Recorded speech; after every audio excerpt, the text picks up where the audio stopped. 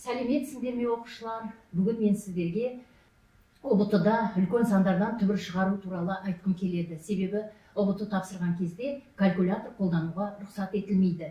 Ең әуелі еске түсіріп алайық. Бір таңбалы сандар 1-дің квадраты 1, 2-ның квадраты 4, 3-дің квадраты 9, 4-дің квадраты 16, 5-дің квадраты 25, 6-ның квадраты 36, 7-нікі 49, 8-дің квадраты 64 және 9-дің квадраты 81-ге тең. Бұл жерде біз нені байқаймыз? 1-ге аяқталады 1 мен 9 сандардың квадраттары, 4-ге аяқталады 2 мен 8-дің квадраттары, 9-ға аяқталады 3 пен 7-нікі, 6-ға аяқталады 4 пен 6-нікі, және бір сан 5 пен аяқталады 5-дің квадраты. Бұл бізге қазір түбір тапқан кезде қажет болады. Мысалы, бізге мынандай сан берілсін. Түбірдің астында 1024. 1024-тен түбір шығару үшін біз оңдан солға қарай сандарды екі-екіден топқа бөлеміз. Сол жақтағы сан 10-ның ішінде қандай санның квадраты бар екенін анықтаймыз. 3-тің квадраты бар 10-ның ішінде. 3-тің квадраты бізде 9-ға тең. 10-нан 9-ды алсақ 1 қалады. Біз бөлген кезде бір таңбалы сан түсіріп отырсақ, түбір шығарған кезде 2 таңбалы, екінші топтағы 24-ті түсіреміз. Енді біз вертикаль сызық сызамыз да, мына 3-імізді мына жерге 2 еселеп әкелеміз. 3-ті 2 еселеп бізде 6 болады.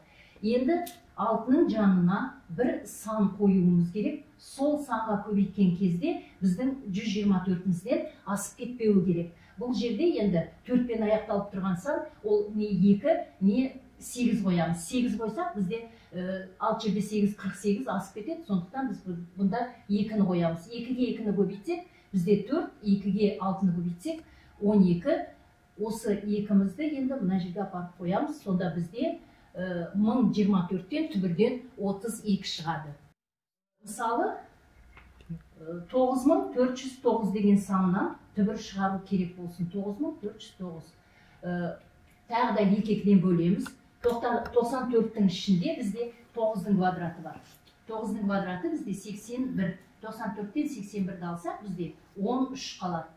Келесі топтағы 0,9-ымызды түсіреміз. Мына 9-ымызды 2 еселеп әкелеміз. 18 болады. 18 болады. Енді мына жерде бір санға біз көбейтуіміз керек.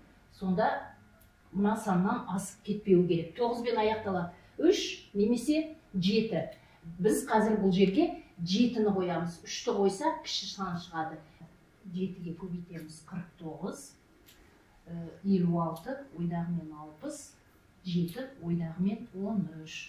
Бұл 7-ні мына жерге әкеліп қоямыз. Сонда 9409-дан түбірден 79 шығады. Міне осылай балалар үлкен сандардан түбір шығаруды ұлттық бірыңғай тестілеу кезінде қолданып өздерінің уақыттарыңды үнемдеуге болады. Назарларыңызға рахмет.